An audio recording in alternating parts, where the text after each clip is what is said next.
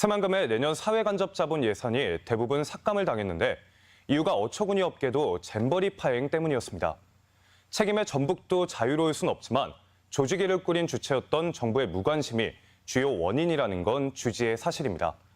결국 소모적인 책임 공방 탓에 애꿎은 새만금이 희생양이 되고 말았는데 역설적으로 새만금 사업 역시 국가가 책임져야 할 국책 사업입니다.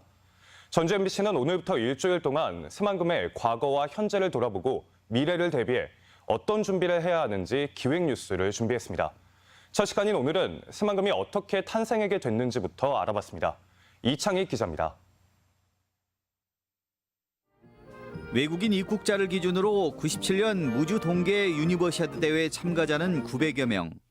5년 전 평창 동계올림픽은 2,900명인데 반해 새만금 잼버리 참가 외국인은 무려 4만여 명에 이릅니다. 관리해야 할 외국인의 규모가 평창의 10배가 넘는 대회인 만큼 당연히 정부가 꾸린 조직위가 추진해왔는데 엉망이 된 대회의 뒷감당은 대회 유치 자체가 원죄라는 명목으로 전라북도가 덮어쓰고 말았습니다. 지방정부가 돈과 권한을 가진 만큼 그에 상응하는 책임도 져야 하는 것이 마땅하고 그것이 지방자치의 기본 원리입니다. 정권 부담을 우려해 장관의 경질조차 늦춘 정부 여당의 해법은 뜬금없는 새만금 지우기였습니다. 새만금은 내년 신공항 예산의 90%, 전체 인프라의 78%가 감축 기조를 이유로 칼질을 당했는데 여당 텃밭인 부산 가덕도 신공항은 요구액이 오히려 3배 이상 늘어 단순 예산 부족 문제가 아님을 보여줬습니다. 국내외 2차 전지 기업이 입주가 쇄도하며 불과 2달 전까지만 해도 대통령까지 나서 장밋빛 미래를 이야기하기 바빴던 곳이 새만금입니다.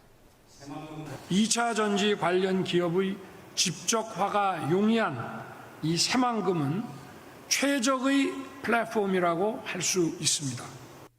기대가 실망으로 바뀌기를 수차례 반복하며 도민들 애만 태워온 새만금.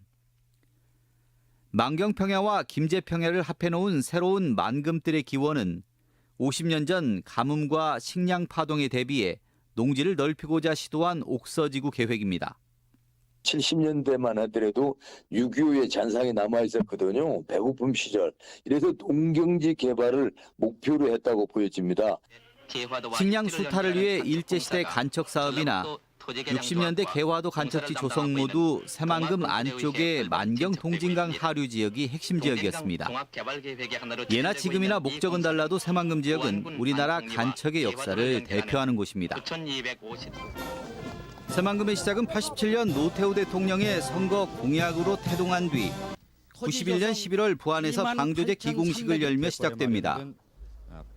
대통령이 8번 바뀌는 동안 새만금 개발은 중단과 재개를 거듭하며 30년 세월을 훌쩍 넘겼지만 방조제 안쪽은 여전히 땅보다 바다가 넓습니다.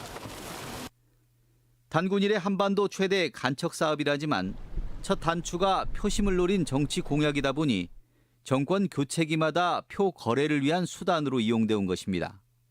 마치 그것이 꿈이고 희망인 양 그렇게 부풀렸고 그다음에 새만금 사업은 끊임없이 정치적 도구로서 활용되고 표로서 이용당한 이런.